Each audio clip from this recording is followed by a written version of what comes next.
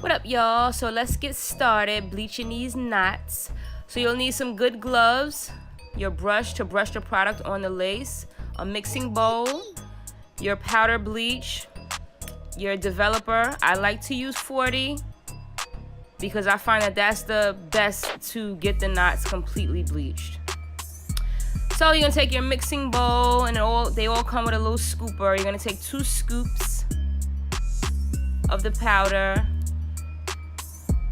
and then you're gonna take your developer and you're gonna make it into like the consistency of like whipped cream, right? It's gonna be very, very thick, but it's gonna be spreadable. Thick but spreadable. And you don't want it to be runny, so if it's falling, like if you put so much developer that the product is falling off of your brush when you pick it up, that means it's too watery and you can't use it, because the whole purpose of it being thick is so that it doesn't penetrate the lace when you apply it. That's the whole purpose. You want it wet enough that it bleaches, but you want it dry enough that it does not seep through the lace. See how it doesn't fall off the brush? So these are the knots that we are trying to bleach. You see that? You don't want those little black dots. When you part your hair and whatnot, it shows. It just makes it look so wiggy, and that's not what we want. So after you've pinned your hair back and whatnot, then you start to apply the bleach. So I usually start at the edge because that's the part that needs it the most, because that's the part that shows the most. So we'll start at the edge and you just work your way around. And as you're placing it, you're not pressing. I cannot stress this enough. Do not press the bleach into your lace, because if you do, what you're going to end up with is blonde roots and your wig is going to be ruined. Then you're going to have to go through a whole thing to try and fix it. So let's avoid that. Be very, very gentle. You're placing it on the lace. You're not spreading it like mayonnaise on bread. It's not like peanut butter on bread. It is very, very important that you do not press it at all. You're literally just lightly placing it on the lace. So I'm just going to work my way all the way down the lace. Sometimes I don't even do it this far back. It all depends on what styles you intend to do with the hair that you're bleaching, how far back you would need to go. So now that I'm done, I'll just place a plastic bag on it and I'll let this sit here and process for 40 minutes.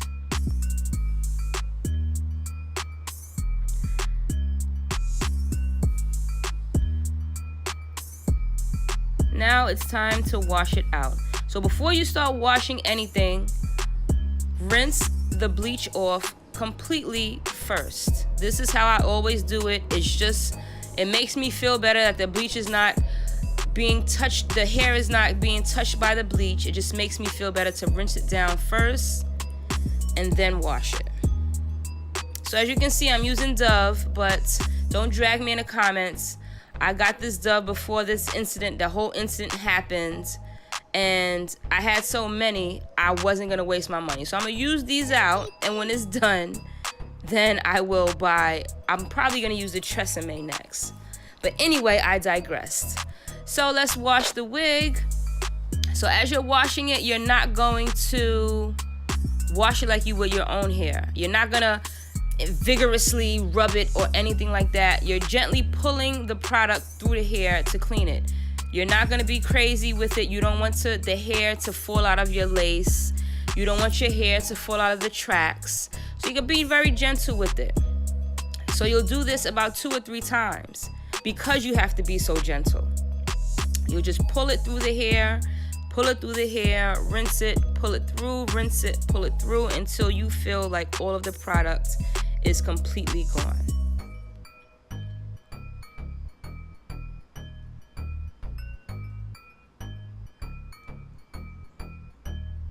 Now, as you can see, when we part the hair, just to make sure that we got the result that we wanted, we did.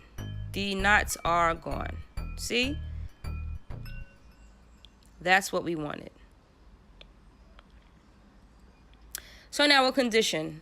Silicone mix is what I use for every single wig. Out of straight, curly, short, long. I use it for every single wig. It's the best conditioner on the market. You could have a wig in your closet for a year, put that silicone mix on it, and it will bring it right back to life. It's absolutely awesome. So you're going to do the same thing with the silicone mix. You're going to run it through the length of the hair. You're just going to pull it through. You're not going to vigorously rub it in and tangle up the hair all wild and crazy. You're just going to pull it through nicely and make sure it gets on every strand of hair. So as you can see, I put lots of it. I use it very, very generously.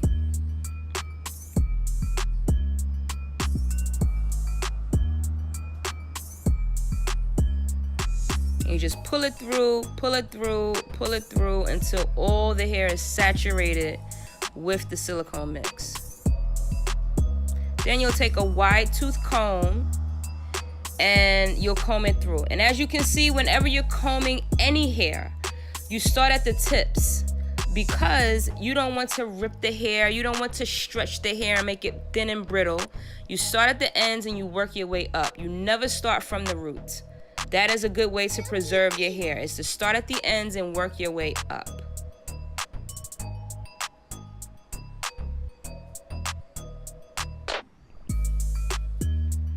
And now that the hair is completely saturated with way too much product, we're going to place it inside of a plastic bag. Now, it doesn't have to be a store bag like I'm using. It's just that I feel like, why am I going to waste my Ziploc bags when I'm just going to throw this in the garbage anyway, right? So thank you, City Fresh Market, for this one. So we're going to take that bag, and as you can see, my water has already been sitting here boiling. You see the bubbles? It's already hot. So we're just going to place that bag inside of this pot.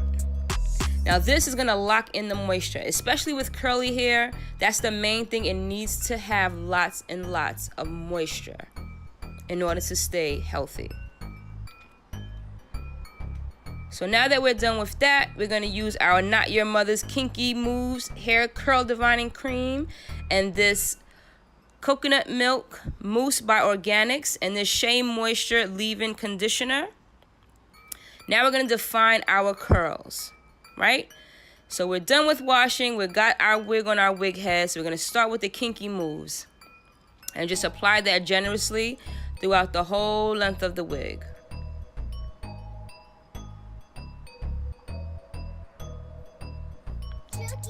Front and back, make sure all of it gets touched. It just needs to go everywhere so that you define those curls. And by the way, this wig is from Best Lace Wigs. It's their loose wave Indian Remy, and it's 22 inches. It's a really, really good wig. I've had this wig since May, and it's like whenever I wash it, it comes back like new. It's amazing. So I will link their website in the description box below if you'd like to buy it, because not only is it great hair, it's really, really, really affordable. This wig, I believe is about $217, and I think that's pretty good for a wig that I wear all the time, and it comes back to new every single time. Like this I think is the best curly wig that I have worn so far.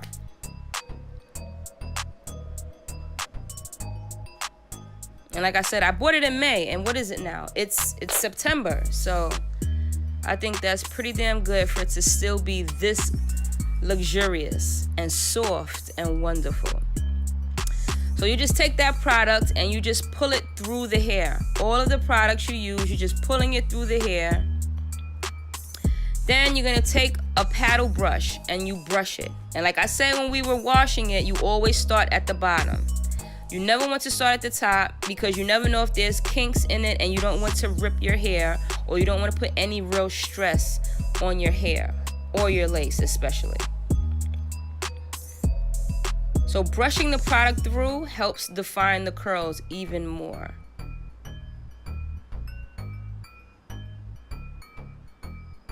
So then you just scrunch it up a bit with your hands just to define those curls.